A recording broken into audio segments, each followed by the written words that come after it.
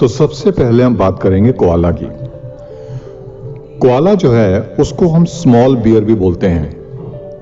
तो ये ज़्यादातर ऑस्ट्रेलिया में पाया जाता है। तो कोआला के जो हाथ के फिंगरप्रिंट्स होते हैं वो बिल्कुल ह्यूमंस की तरह होते हैं। मतलब उसके जो कर्व्स होते हैं, उसके जो क्रीजेस होते हैं, वो बिल्कुल ह्यूमंस की तरह होते हैं। और ह्यूमन के फिंगरप्रिंट्स और कोआला के जो फिंगरप्रिंट्स होते हैं वो बहुत मिलते जुलते होते हैं। अगर एक ही जगह पे दोनों के फिंगरप्रिंट्स पाए जाएं तो पहचानने में काफ़ी मुश्किल होती है। तो this is the fact about the koala. Okay, next है बटरफ्लाई। गाइस, बटरफ्लाई जो होती है उसके लेग्स और फीट में बेसिकली सेंसर्स होते हैं जो जिसको हम टेस्ट बड्स बोलते हैं। तो वो जब भी किसी फूल पे बैठती है तो बैठते ही अपने फीट के सेंसर्स के थ्रू वो ये जज कर लेती है कि ये क्या चीज़ है, ये क्या ये चीज़ मेरे जो कैटरपिलर्स हैं वो क्या इसको खा पाएंगे। तो अगर वो उसको टेस्ट उसको ठीक लगता है फॉर देयर कैटरपिलर्स तो वो वहाँ पे अपने एग्स देती है।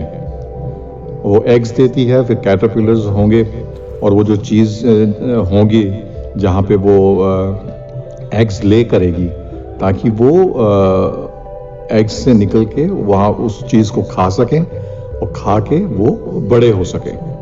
So that's the fact about the butterfly.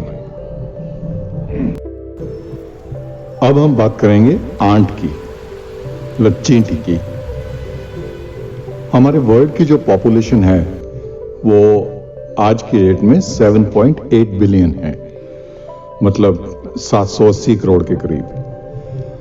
और जो टोटल आंट हैं, जो चींटियां हैं पूरे वर्ल्ड में, वो है 10 क्वाड्रिलियन। 10 क्वाड्रिलियन मतलब 1000 लाख करोड़। ये किसी रिसर्चर ने किसी इंटरव्यू में बताया था।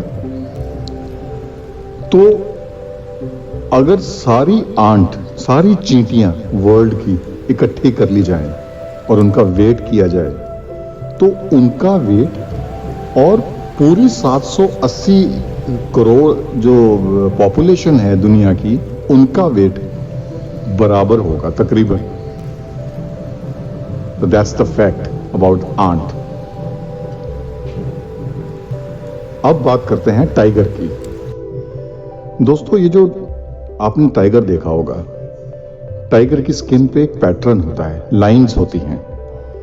ये जो लाइंस होती हैं ये इसकी स्किन पे होती हैं, ये फर नहीं होती। क्योंकि फर तो जो होती है उसको तो काट भी लिया जा सकता है, लेकिन ये जो पैटर्न है, ये जो लाइंस हैं, ये टाइगर के स्किन पे होती हैं। और हर टाइगर की जो स्किन पे लाइंस होती हैं, जो पैटर्न होता है, वो दूसरे टाइगर के साथ नहीं मिलता। और यही जो पैटर्न होता है और ये जो यूनिकनेस होती है, यही टाइगर की आइडेंटिटी भी होती है। Cats and dogs. दोस्तों, कैट का नोज और डॉग का नोज, उसमें जो क्रीजेस और उसमें जो पैटर्न होता है वो भी ह्यूमन के फिंगरप्रिंट की तरह होता है। तो हर कैट और हर डॉग एक दूसरे से यूनिक होते हैं, all cats and all dogs. तो ये जो पैटर्न और ये जो क्रीजेस हैं, ये कैट्स एंड डॉग में एक यूनिकनेस बनाती है, तो इनकी आइडेंटिटी के लिए, राइट। तो नेक्स्ट हम बात करेंगे क्रोकोडाइल की। गाइस, क्रोकोडाइल जो है उसकी भी उम्र बहुत लंबी होती है।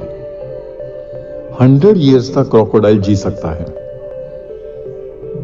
अब आप ये देखिए कि अगर क्रोकोडाइल 100 ईयर्स तक जिए, एवरी क्रोकोडाइल 100 साल का हो जाए, तो कितना डैमेज करेंगे वो।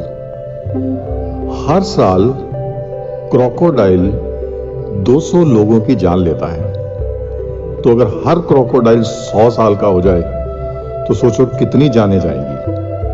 और ऐसे ही जो एलिगेटर होता है, एलिगेटर जो होता है वो 30-32 साल तक तो पूरा जवान भी नहीं होता, उसके बाद वो जवान होना शुरू होता है। Just guess. ओके, तो नेक्स्ट हम बात करते हैं श्रिम्प की। Mantis shrimp. गाइस, ये जो मेंटिस श्रिम्प है, इसके बारे में बहुत इंटरेस्टिंग फैक्ट ये है कि इसके जो पंच की स्पीड है वो इतनी तेज होती है कि एक जो वर्ल्ड क्लास बॉक्सर है जिसका नाम गिनेस बुक ऑफ रिकॉर्ड में है, उससे भी ज्यादा स्पीड होती है। एक बॉक्सर की जो मैक्सिमम स्पीड होती है वो 45 माइल्स पर आवर होती है, और इसकी मेंटिस श्रिम्प की जो पंच की स्पीड होती है वो 50 माइल्स पर आवर होती है। मतलब मेंटिस श्रिम्प अपने क्लॉ से पंच मार के ग्लास तोड़ सकती है। सो दैट्स द स्पीड जो मेंटिस श्रिम्प के पंच में होती है। So that's the fact. तो remember all these facts. Okay, तो व्हाट्स नेक्स्ट? अब मैंने एक आपको क्वेश्चन दिया है, आप उस क्वेश्चन को पढ़िए और कमेंट में मुझे उसका आंसर दीजिए। तो नेक्स्ट वीडियो में मैं उसके आंसर का डिस्कशन करूंगा आपके साथ। Okay, thank you very much.